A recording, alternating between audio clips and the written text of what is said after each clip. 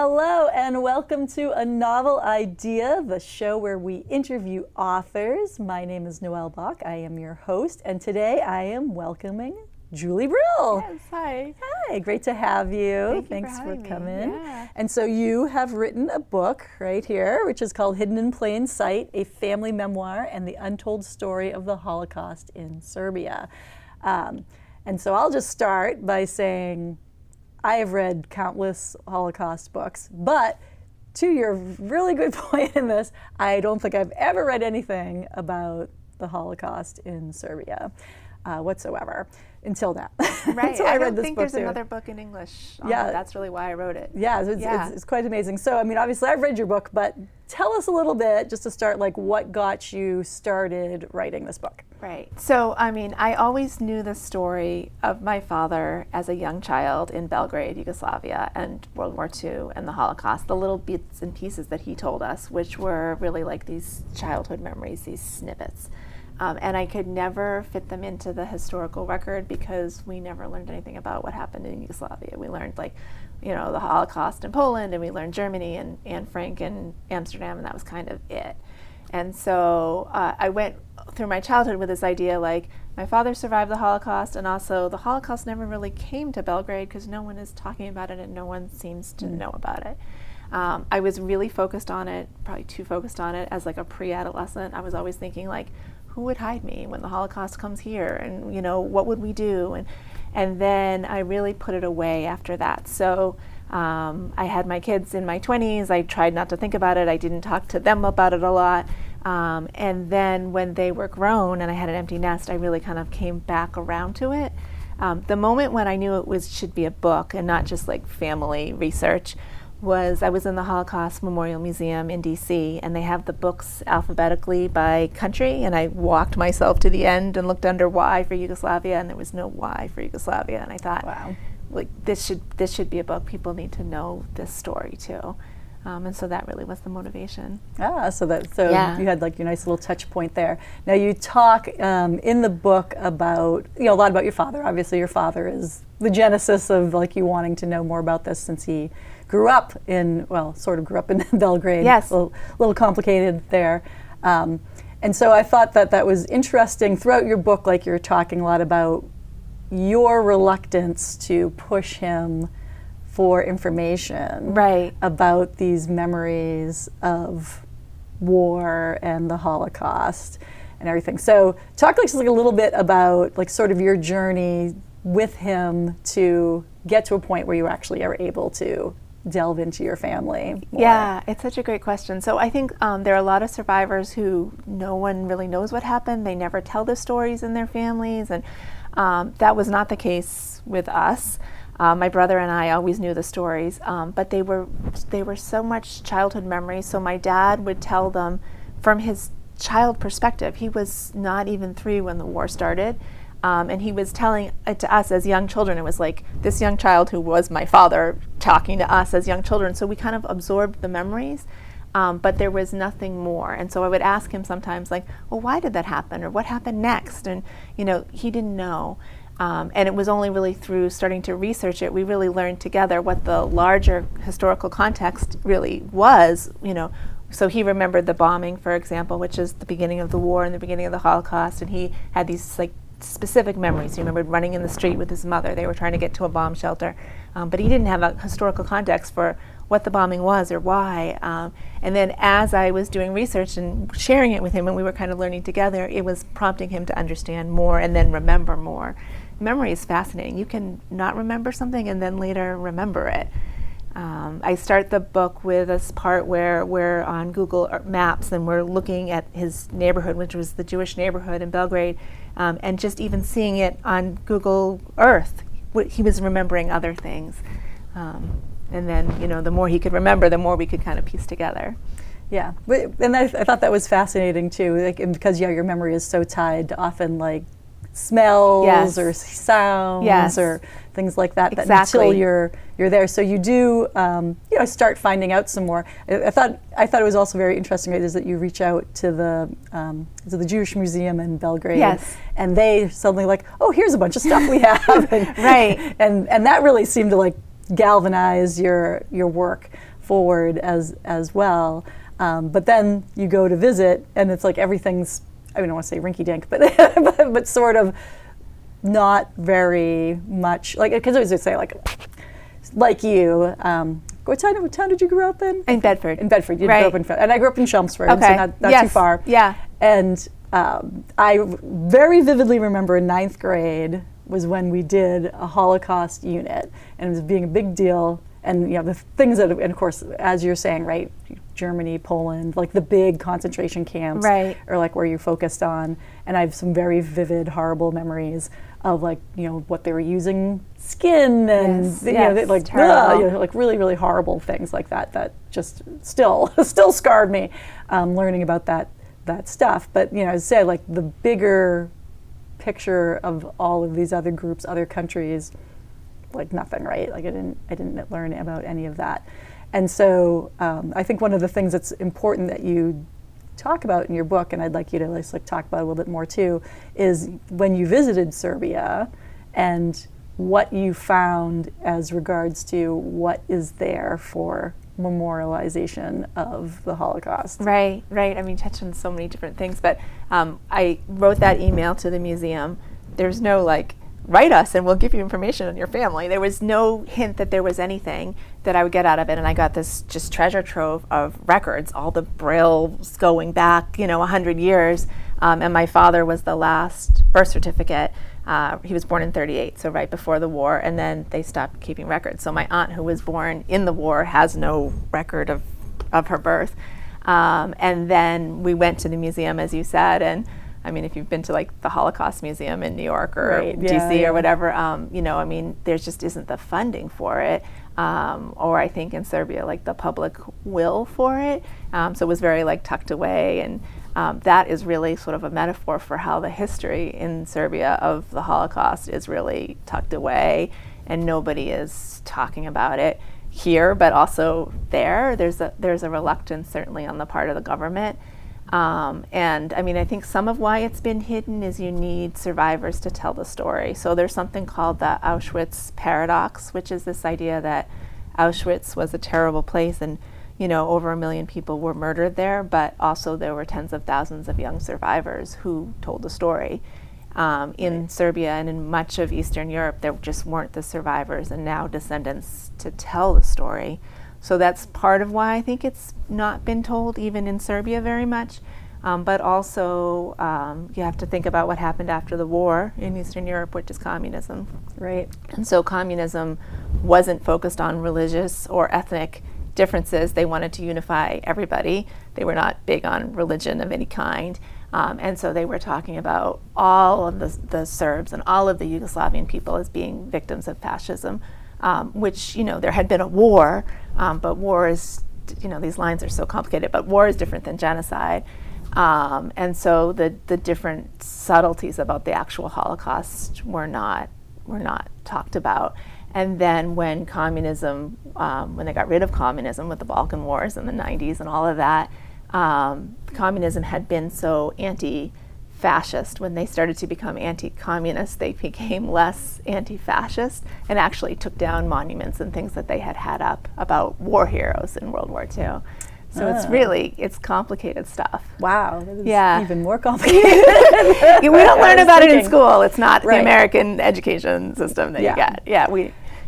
And so, as I say, I've read lots and lots of books about the Holocaust, fiction and nonfiction. And, one of the things I think that's very interesting in your book, all these stuff I didn't know, because I'm always like, wow, I'm learning things that I thought I was beyond the point of learning a lot of things. That in Belgrade, they basically pulled all these, and as you said, there's, and I really want to make sure the audience gets this, is there really almost were no survivors at all. Right. They rounded up these people and they just all ended up executed, women, children, the men.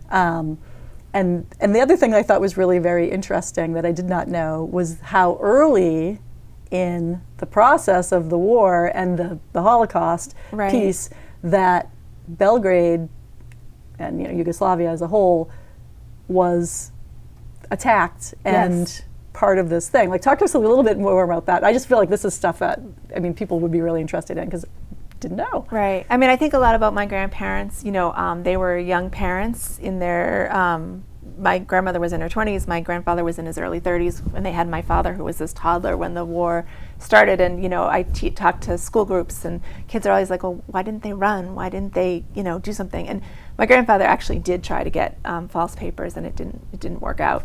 But, you know, part of it was they didn't know what was coming because it hadn't come anywhere before. Right, this was the very early part of the war, and that's part of why the Germans were able to come in and do things so quickly and do things so completely, was because there was no map for what had happened before. You know, Serbia is very close to Hungary, and Hungary was pretty good for Jews for most of the war. It was really at the end when things got bad there. You know, so it's a very different story of people understanding what was going to happen. When the Germans came into Belgrade, there were no concentration camps in Poland set up yet. You know, there were no gas chambers, and they really modeled what they did in Serbia. They made it on a larger scale when they went into Poland and did the horrible things that they did there. So there was like a mobile gas van in Serbia. There were it's terrible, no gas chambers yet. And really one of the first concentration camps was in Serbia. And it was not a work camp like Auschwitz was, with people who were able to survive under horrible conditions by being useful to the Reich. In Serbia, they were not doing that. So there was only one survivor of the camp for women and children.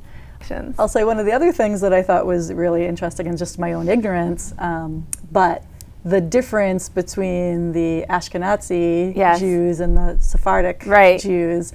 And just talk a little bit about that too, because that was a whole nother, I was like, oh, I did not realize, because that we here in America are, when we think of Jewish culture, are really thinking about Ashkenazi. Right, right. So there is a Sephardic culture that was in the U.S. earlier. For instance, the synagogue in Rhode Island, that's the oldest synagogue. That's like, I think George Washington was there. That was a Sephardic synagogue. But the big wave of immigration around the turn of the last century, when all of these people are coming from Eastern Europe, Jews among them, those were mostly Ashkenazi Jews. So most of the Jews in the U.S. are Ashkenazi. But there are different parts. So the story in Serbia was there were Romani Jews who predate the Sephardic Jews. The Sephardic Jews came to Serbia and other places when they were expelled from Spain and Portugal, and that's 1492. So it's a long time ago. Like if you think like 1492, Columbus is just setting out, right? The other big thing that happened in Spain in 1492 is the expulsion of Jews, and they went all different places, including to Belgrade. And they spoke Spanish, and they maintained the Spanish that they spoke. It's as if we were still speaking Shakespearean English, while Spanish continued to evolve. And they also have some Hebrew in that Spanish, and together it's called Jewish Spanish or Ladino. But let's take a quick break and have you read a little bit from your book, and then we'll get back to talking after that. Yeah.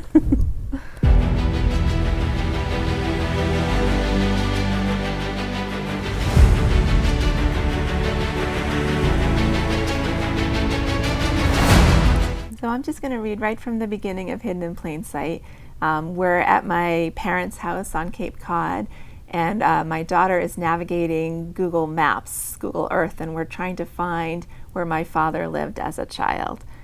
We cruised down the narrow street of Dorchel, Belgrade's Jewish neighborhood, with Google Earth Street View, searching for the house where my father lived before World War II. His family stretched back at least 4 generations in that Serbian city, until the Holocaust snapped the links in our chain. My 20-year-old daughter Rebecca sits on a tall chair at the kitchen island of my parents' home, navigating on her laptop. My father sits beside her, leaning in to see the images. I stand behind and look between them. The back of my father's head is gray, but not balding, shaved military short by my mother, a contrast to Rebecca's long, dark curls. Although my father left the country almost 70 years ago, he is sure of the address. He remembers the 2-story row house he lived in with his parents and his uncles at Solinska Olika 8. From the front window, the 3-year-old boy, who would grow up to be our family's patriarch, could see the top of the helmets of German soldiers patrolling his neighborhood in pairs. I imagine a dark-haired boy standing on tiptoes, lifting a corner of curtain to peer out wide-eyed at the scary sight of armed occupiers goose-stepping past. His mother had forbidden it, so it was a naughty thing to do. We are in Falmouth, Massachusetts, at the shoulder of Cape Cod's bent arm, in the familiar kitchen where we've shared many summer breakfasts, birthday cakes, and late-night bowls of popcorn in our pajamas. Behind us are floor-to-ceiling windows offering a view of the salt marsh, and beyond that, Wilquoit Bay. I was married on that deck, and Sophie, my younger daughter, took her first steps there on the July 4th before she turned 1. Rebecca leads us virtually up and down the street, but we can't find my father's childhood home. Looking at the computer screen, it's as if I'm in Dorchel, a Jewish neighborhood now stripped of its Jews, watching out the window of the Google car. I see pedestrians and parked vehicles that happened to be there in a moment and now dwell there permanently. We spot Hebrew writing on one building and a Star of David on another. We roll by the synagogue and the Jewish community center where my father, grandmother, and aunt lived after the war, in a single room with 4 other survivors, including a rabbi. Back and forth, but the home my father remembers seems no longer to be there. It almost feels like technology should allow us to scroll, not just across the world, but across time. There should be a button to click for a street view of Dorchel circa 1938. Thanks. Yeah. So, lead me. I have so many questions that we could really, so many things we could talk about. So you went to Serbia twice, or I don't know if you've gone more since then, but you went twice. But talk just a little bit about those visits, and what you were expecting versus kind of like what you found, and your feelings of being there. Yeah, I mean all the feelings. I think you have just all the conflicting feelings at once. Serbia always was a place that was like Oz to us. So, it seemed like a sort of a magical place, and the stories my father told us made it seem like it wasn't quite real. He said that his great-grandfather had been doctor to a king, kings here. It just seemed like magical and also forbidden. And of course there was, the Cold War and communism and barriers of money and time, and I don't speak Serbian. There were all these things that were keeping us from going there. And then there's this moment, not long after what I just read in the book, where I realized, we really could go. My dad and I could go. He's still young enough to travel, and I don't have any obligations that are keeping me from doing it, and this is the moment we can do it. And then I felt this huge responsibility. My dad was totally up for coming, but he hadn't asked to come. I was bringing him back to this place where, he has happy memories and also these terrible memories. And so we kind of went on it together, me really not knowing what to expect. And my daughter, Rebecca, came along as well. And the Serbs were so welcoming to us. You can leave, but you've never really left. And so we come into the airport, and it says Belgrade on my father's American passport, and the passport control officer just starts to welcome him back. And that was the feeling everywhere we went. Everybody was just so warm, and that was juxtaposed with this horrible history that we were standing in the place where these things had happened. So it was really very conflicted, and we would feel multiple things at once, and every day seemed like 10 days long. We were so tired. And you had a pretty rigorous kind of schedule of things to look at and see and do, and you really tried to cover a lot of ground, right? And see things that were meaningful to you and your family, as well as some more bigger things too. And just talk a little bit about how you found, not how you found them personally, but just physically, but just how it was to go and see some of these sites. Yeah, I mean, overwhelming, I think is the word that comes to mind. We went to the camp where my grandfather was held.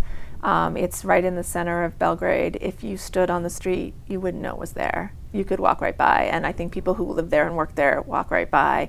It was overgrown. There were stray dogs. The buildings are crumbling into the ground. When we went, there had been a sign, but the sign had been stolen, so there was no sign. Just overwhelmingly sad that we can't learn from what happened if we don't even know what happened, and that it was such an unmarked spot.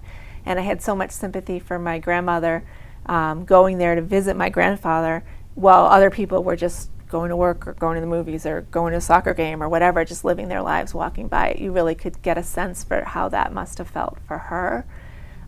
We went to where my father had lived in the Jewish neighborhood, and you have to look really hard to know that it was a Jewish neighborhood. It's not a Jewish neighborhood anymore.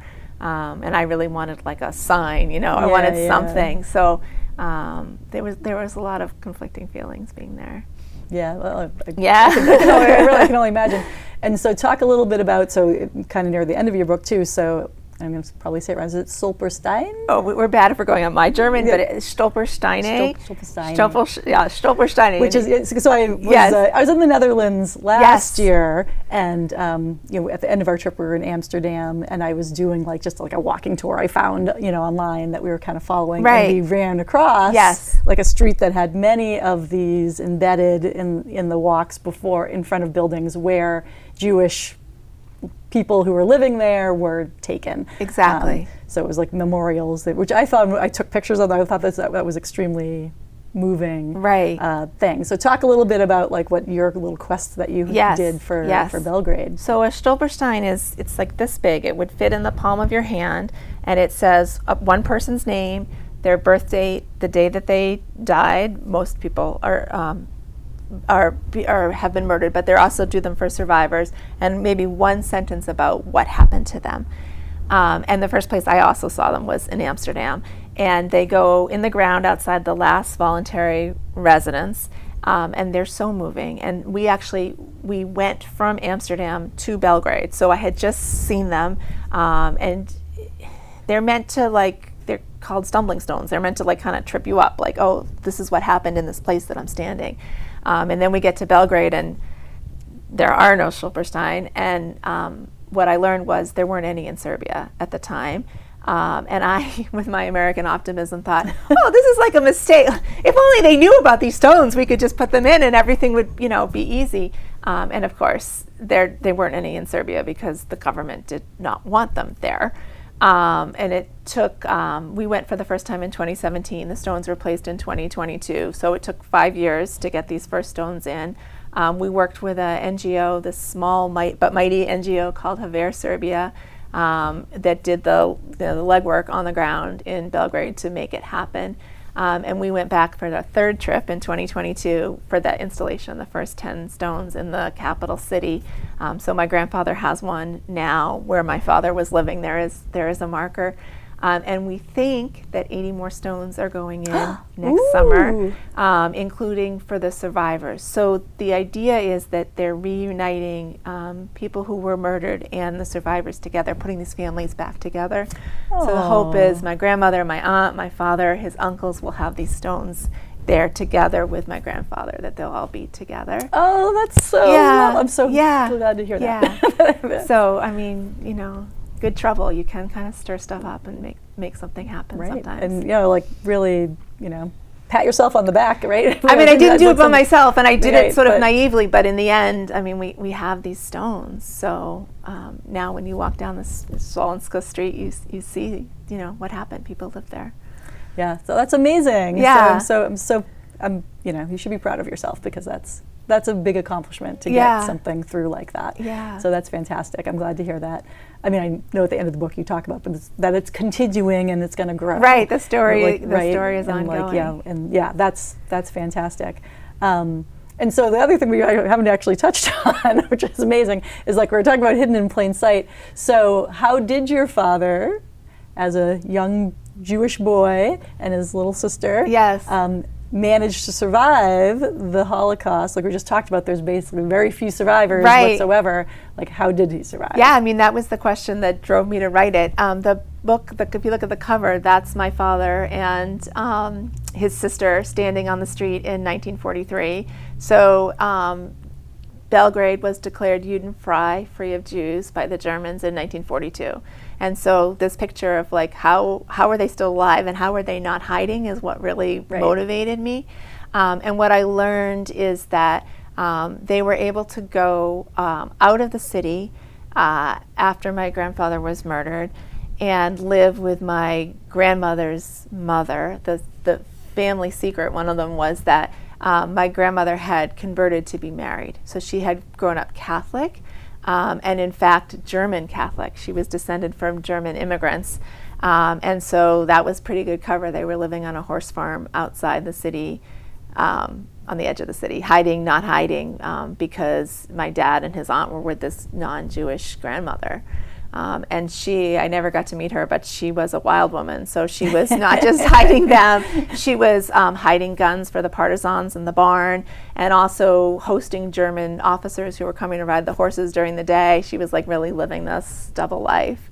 Yeah, which is also fantastic. Yeah, like just yeah. how, like, amazing. Yeah. Amazing what people are able to do. Yeah. And I know, like, you kind of very late in the book, like, you notice that they have in this picture bells on their neck. Right. And that was right. a Catholic thing, sort of, an Easter thing. It's not Catholic, it's Serbian Orthodox. Serbian Orthodox. And my understanding is it's not even Christian Orthodox, it's just something they do in Serbia. Oh, interesting. The children wear bells around Easter time, which makes sense. The kids are in spring clothing.